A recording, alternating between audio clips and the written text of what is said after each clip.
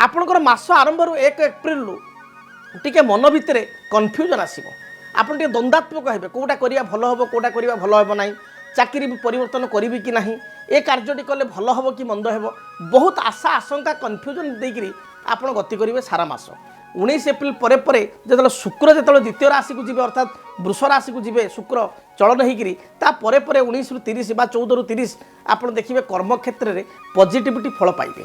तेबे 14 एप्रिल पर्यंत सहकर्मी सहित किसी मत पार्थक्य हायर बॉस बा हायर अथॉरिटी सहित किसी कथा को नहीं तिक्तता ये परिस्थिति कर्म क्षेत्र देखा दे पारे। जो माने स्टूडेंट से धैर्य हानि घटो छोट छोट कथार विव्रत हे धैर्य धारण करी आप परीक्षा देले बा कॉम्पिटिटिव एग्जाम रे आप आगू बढ़िले निश्चय सफलता प्राप्ति करेंगे। संतान विशेषकर ज्येष्ठ संतान जानवाहन में कौन बाधा जानवाहन दुर्घटना उच्च विद्यारे बा उच्च